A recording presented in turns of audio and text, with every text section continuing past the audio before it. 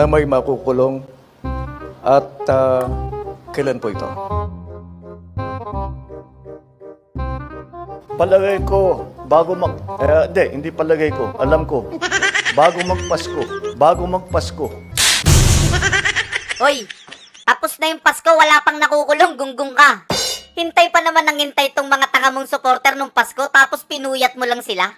Ang sabi mo daw sa kanila, sabi mo, may makukulong bago magpasko, yung pala wala.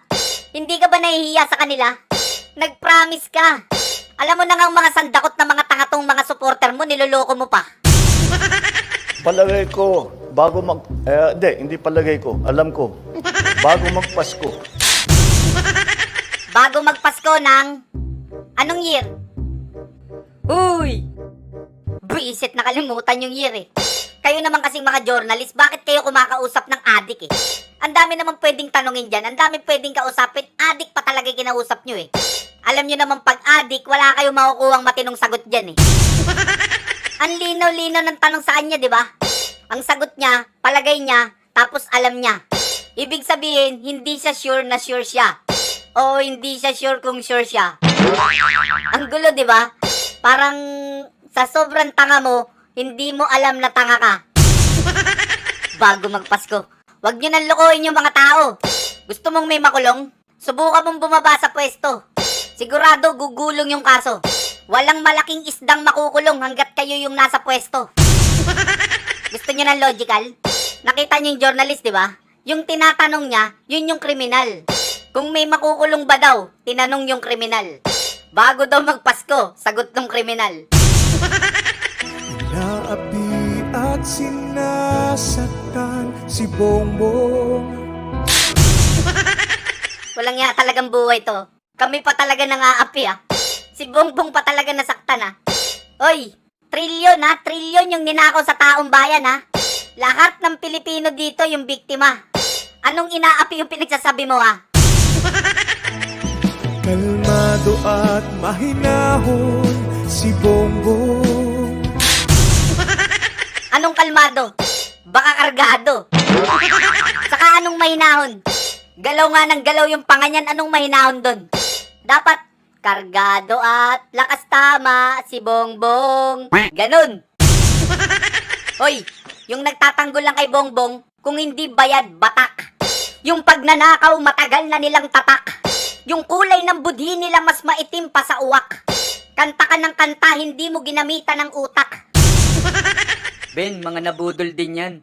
Ngayon may bago silang kanta. Ano title? Nagbago sila. Nagbago sila?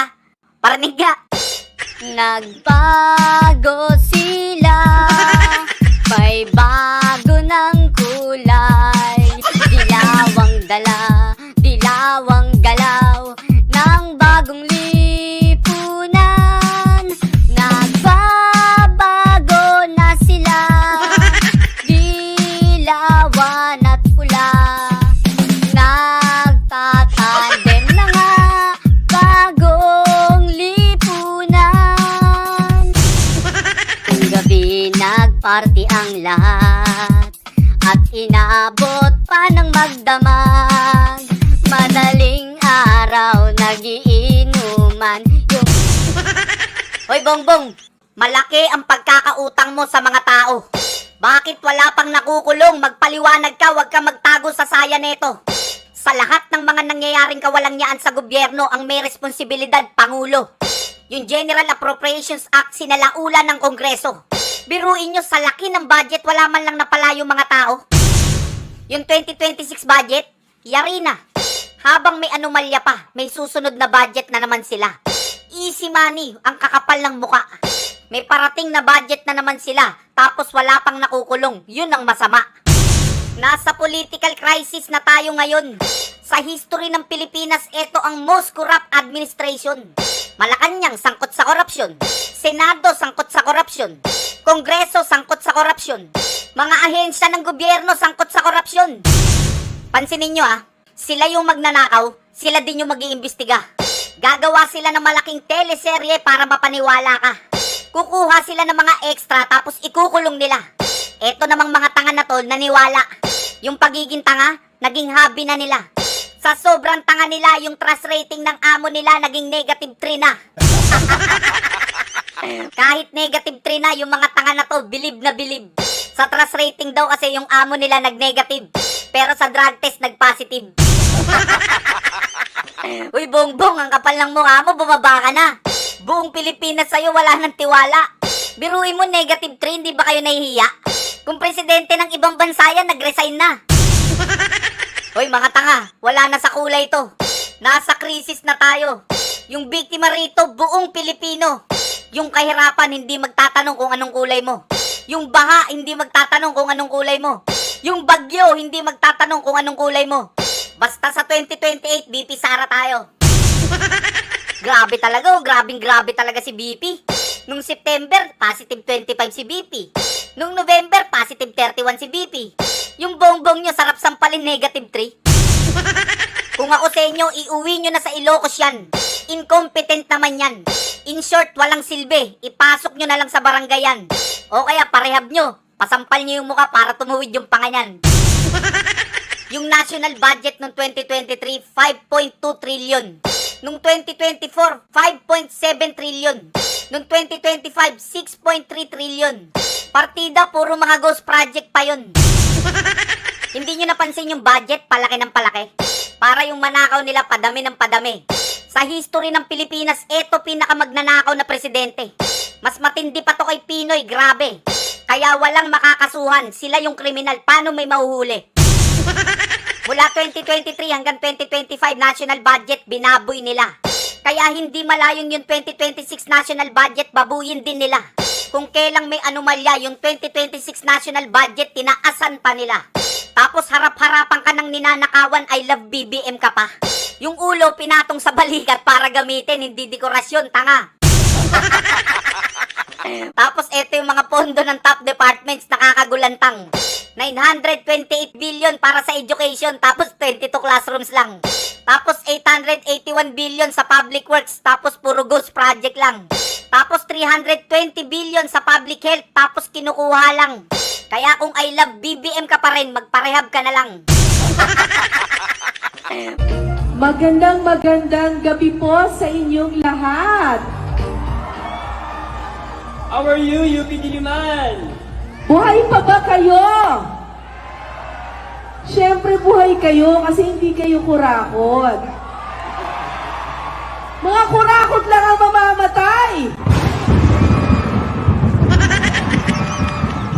4 pa lang napapatay ko eh. 4 na ba?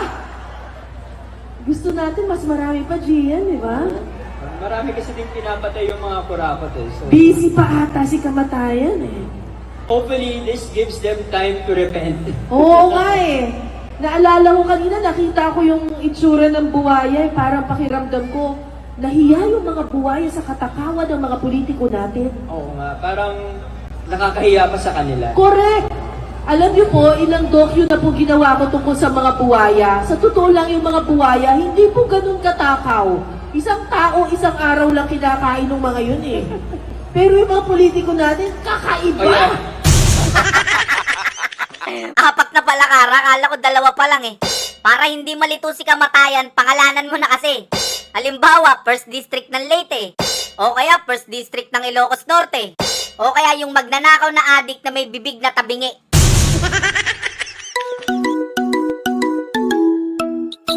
Tatlong magnanakaw akong nakita. Mataba, mapayat magnanakaw. Ngunit itong isa, yung panga sumasayaw. Siya yung leader ng 3 magnanakaw. Magnanakaw, magnanakaw. Siya yung leader ng 3 magnanakaw. Ben, galit yata yung mga supporter nyo. Galit kayo, ha? Totoo naman magnanakaw yung amo nyo, ha? Saka adik, ha? Adik, naririnig nyo ko, ha? Adik. Parating nyo yan sa amo nyo, ha?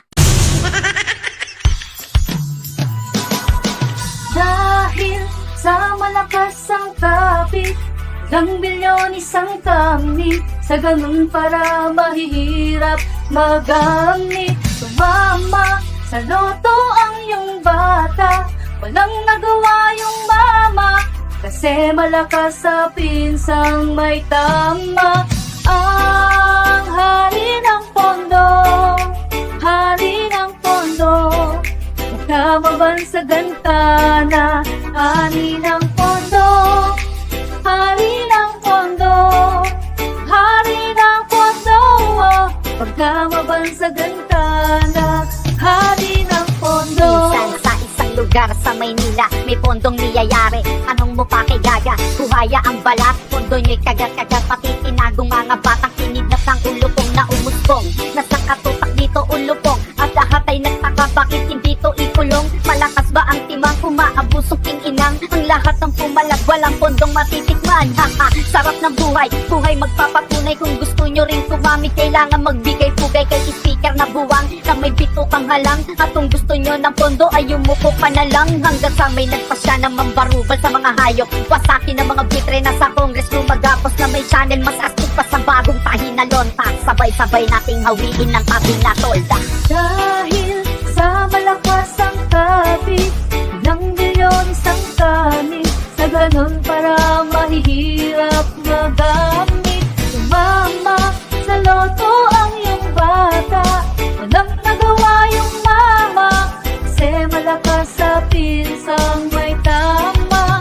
Ang hari ng pondo, hari ng pondo, kamabansagan ka na. Hari ng pondo, hari ng pondo, hari ng pondo, pagkamabansagan ka na.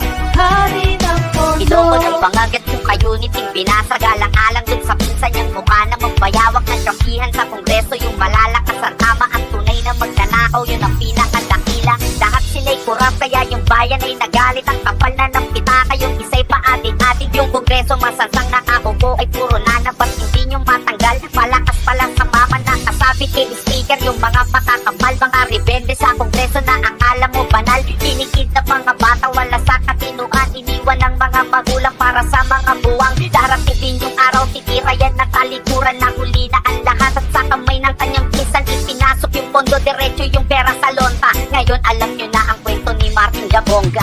Dahil sa malakas ang kapit ng bilyon isang kamnit, sa ganun para mahihirap magamit. Sumama sa loto ang iyong bata, walang nagawa yung mama, kasi malakas sa pinsang may tama. Ang hari ng pondo, hari ng pondo, namabansagan ka na. Hari ng pondo, hari ng pondo, hari ng pondo, pagkamabansagan ka na. Hari ng pondo. Sa akin ang pondong ito. Hindi! Kay Bongbong! Mga animal, huwag na kayong mag-away. Sa atin ang pondong yan. Kasama yung bago nating member, si Sandro. Bagong trainee ko yan. Tuturuan nating maging dalubhasa yan. Eto, tatandaan nyo mga bata. Hindi na tayo bababa sa pwesto. O ano pang tinatanga nyo? Ilabas ang maleta.